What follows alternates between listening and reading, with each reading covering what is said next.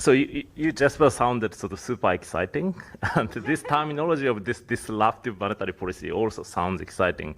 But I think sort of this is kind of a fake, and I personally think sort of there's nothing really sort of super new or exciting in this disruptive monetary policy. I think that is sort of by the disruptive monetary policy, we sort of tend to mean sort of things like aggressively buying corporate assets and private assets, including illiquid ones like corporate bonds.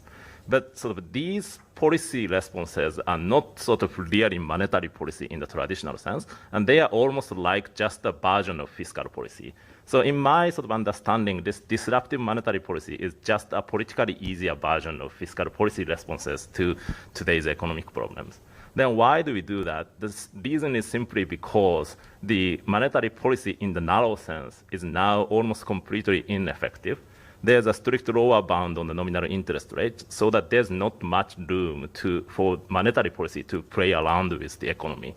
So in that sense, the disruptive monetary policy is not a disruption or innovation at all. And I think what we really need is a real disruption or innovation in monetary policy. For example, sort of allowing for real negative interest rates by digitalizing the fiat money, for example. So that's kind of my take about now and future.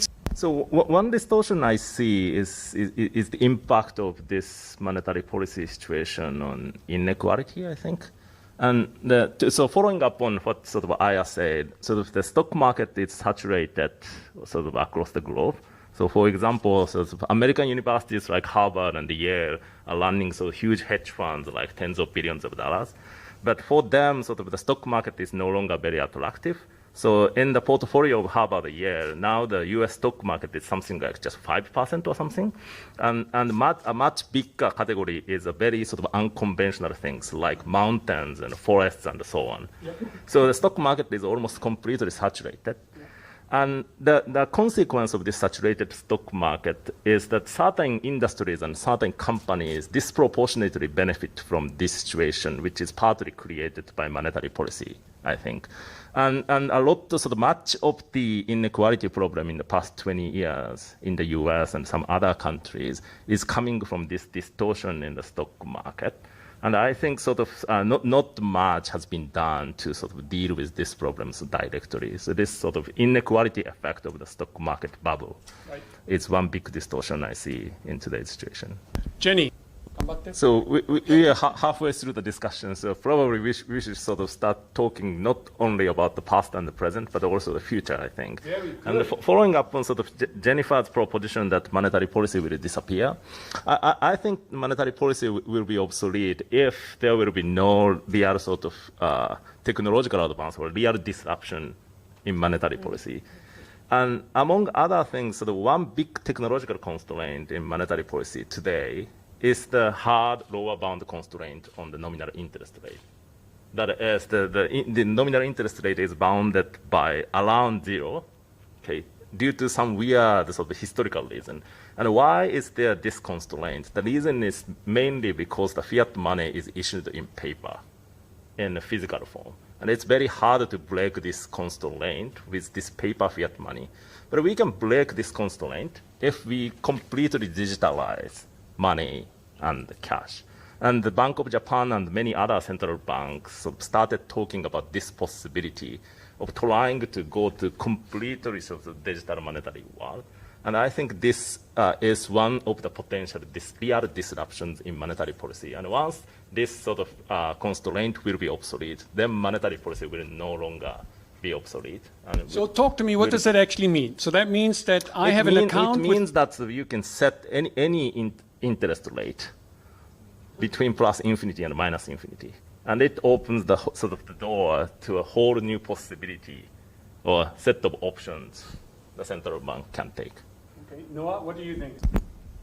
Dozo? Yeah, so by digitalization, sort of, I mean sort of abolishing paper currencies almost completely and going to sort of free digital monetary world. And I completely agree with you that sort of it's not a realistic scenario in any big economy like Japan in the next 5 to 10 years.